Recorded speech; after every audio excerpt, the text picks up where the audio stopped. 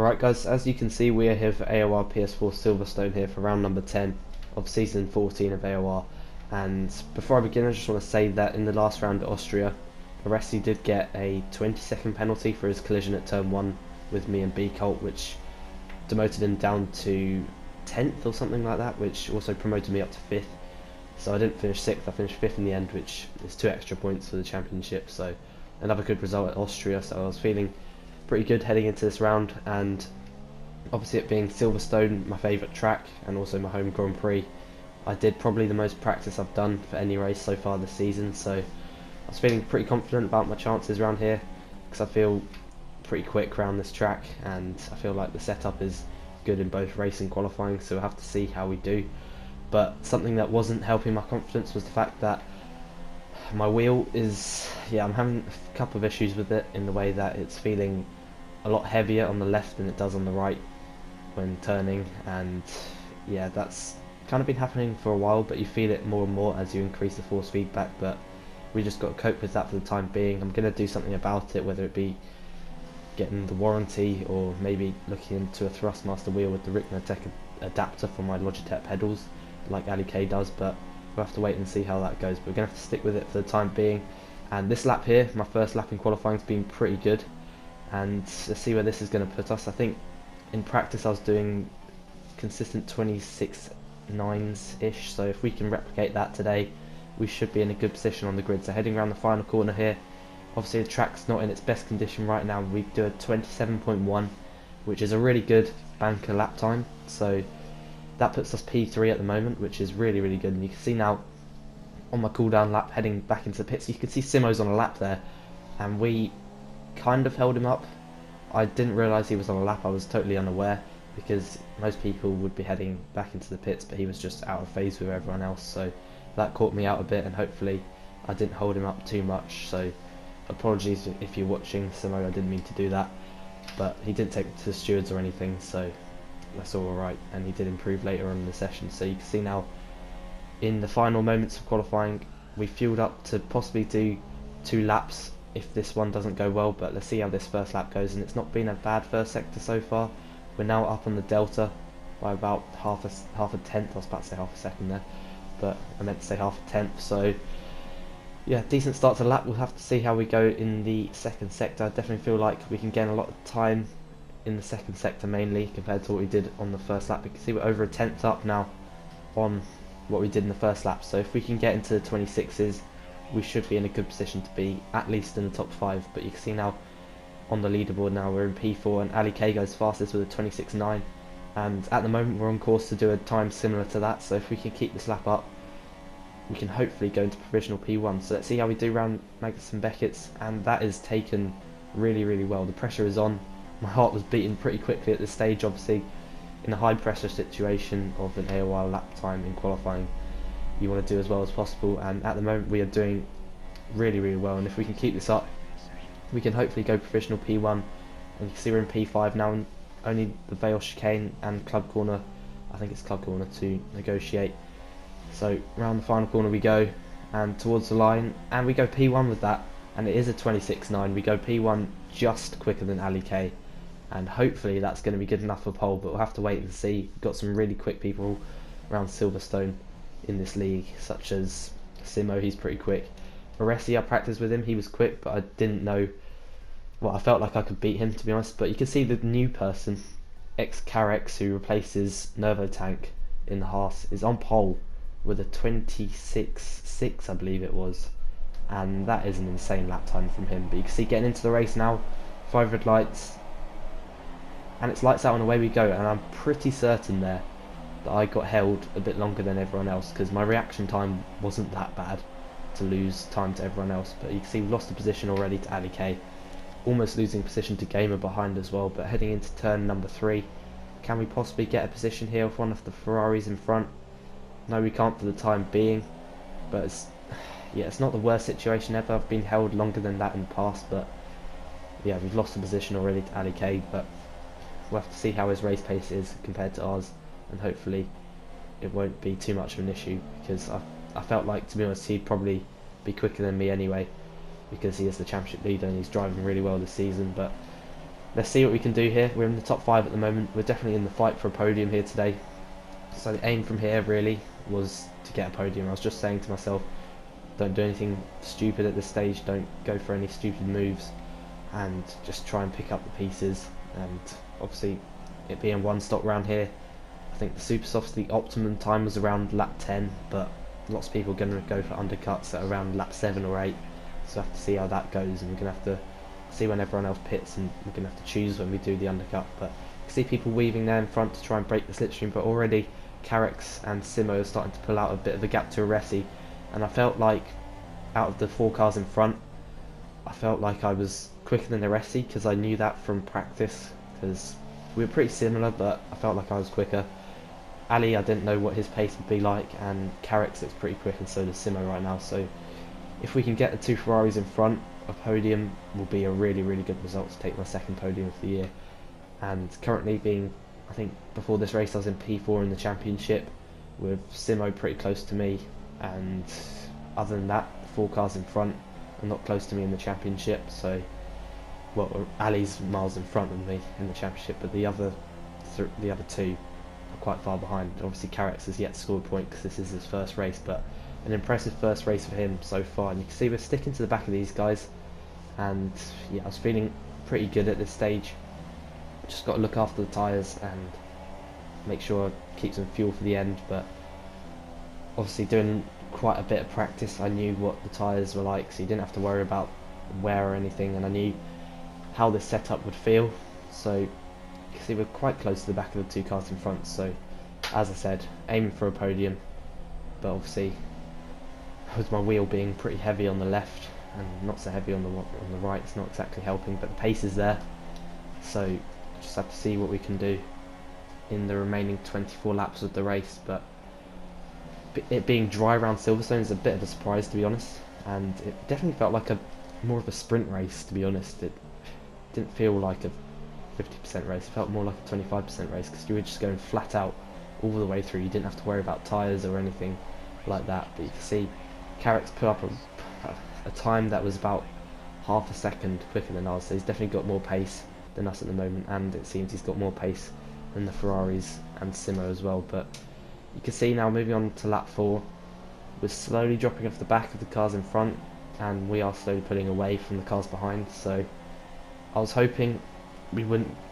like be in the middle of nowhere, in between 4th place being quite a bit in front and 6th place being quite a bit behind. But you can see the amount of time we just gained there in Cops, and let's see how we do through Maggotts and Beckett's.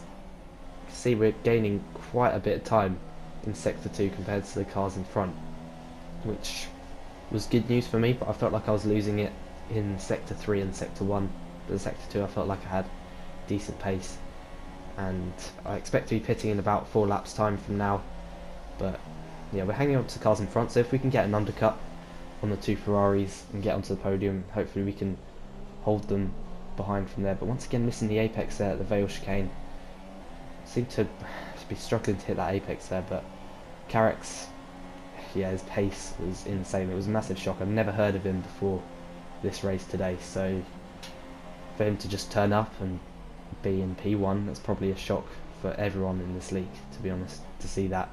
And who knows, despite him missing 9 rounds in the championship, he might still be a challenge to us later on in the season in terms of beating us in the championship, because we, at this stage, I think we had 66 points or something, and if he can win today he'll get 25, and if we come 5th then we'll have 76, so he's not actually that far off right now at this stage. But you can see now onto lap 7, still the gap is staying pretty constant. I couldn't really get close enough because of the dirty air, but you can see Ali is right behind his teammate now. Is he going to go for a move into Stowe? He pulls to the right hand side of the circuit, he goes up the inside into P3, and you can see we've closed right up to Aresi now, and hopefully we can pick up the pieces of this battle. But Aresi dives into the pits, and so does, I think that's Simo as well. So Carrick's, Ali and myself have all stayed out, and we're now right onto the back of Ali K. So this will be the in lap this lap, because I felt like we wanted to cover what Aresi just did there,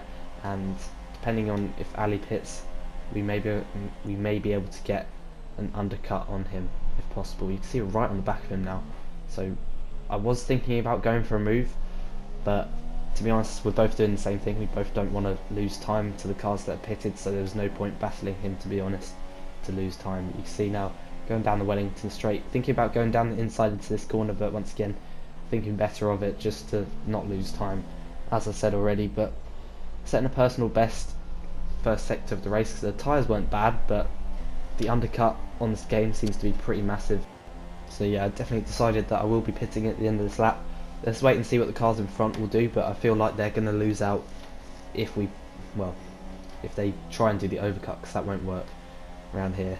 I knew that from the amount of practice that I did, but you can see we're sticking to the back of the championship leader, Ali K, so it's good signs right now, but I don't know what my pace is like compared to theirs on the soft tyres. Right now it feels pretty close to what their pace is on the super soft tyres, but we'll have to wait and see what it's like in the second stint in the remaining 18 laps of this race. So heading into the pits now, you can see it is pretty easy to speed in the pit lane here, so braking really hard now, try not to speed in the pit lane, trying to be as risky as possible through there to try and gain as much time as possible. But you can see behind that a load of cars have followed us into the pits, thinking this is the best time to pit as well. So because of this is likely we're going to be held in the pits, so let's wait and see if we are, but it will be an absolute disaster if we are. So onto the soft tyres now, and we have been held, and that is a disaster. That's about 3 seconds there we've been held for, and that means our chances of jumping Ali in the pits are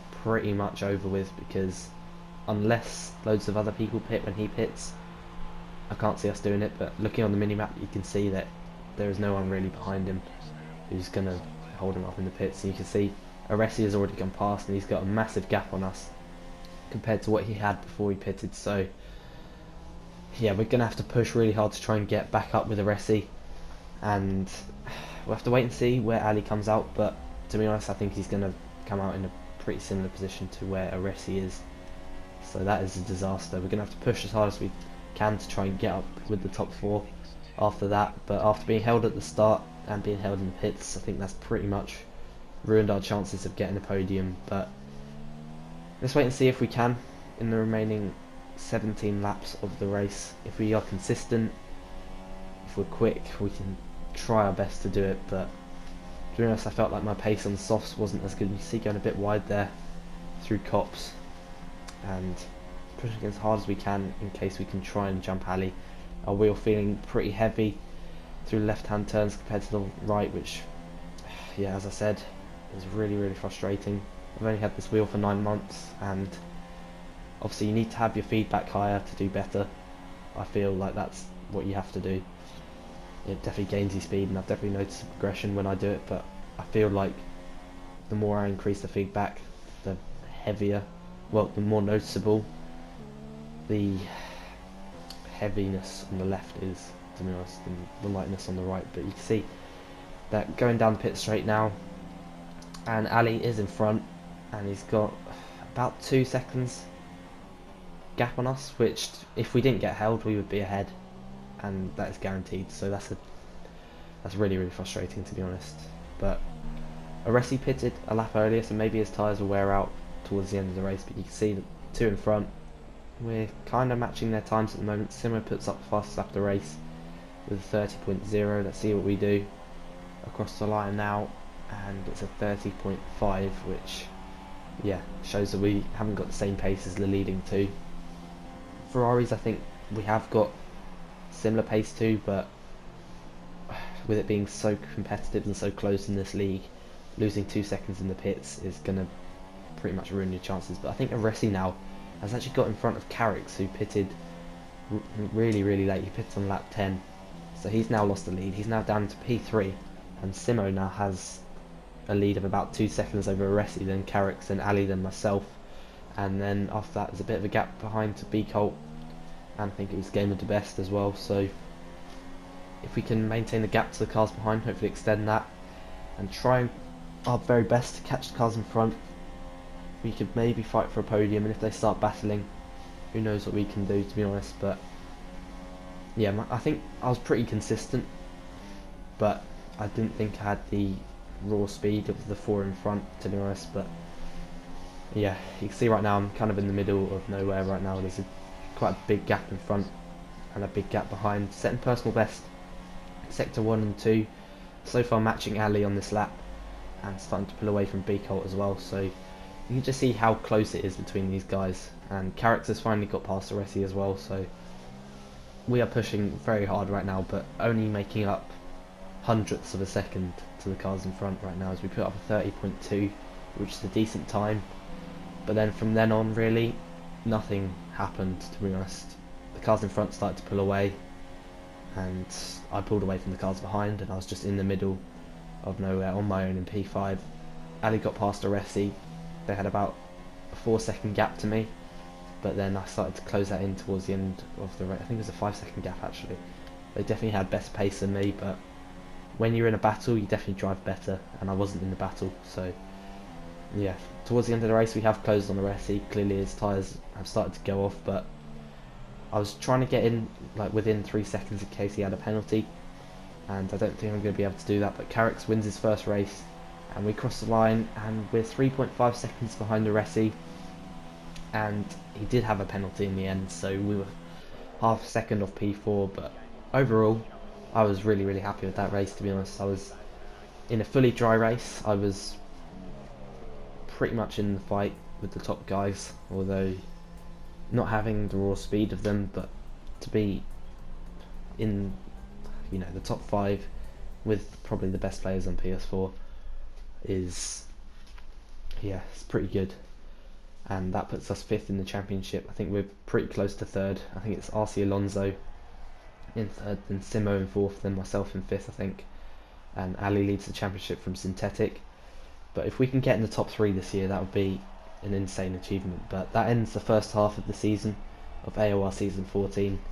1 win, and I think it's 3 5th places, 1 4th place, 2 8th places, 1 10th place, and 2 finishes outside the points. Overall 5th place in the championship, and it has been a really good start to season 14 in my career in AOR F1. So I hope you guys have enjoyed the season so far. Hope you enjoyed this video. Leave a like if you have, subscribe to the channel if you're new, and I will see you very soon for my AOR Classic Cup Christmas highlights over the next couple of weeks. So I'll see you very soon. Goodbye.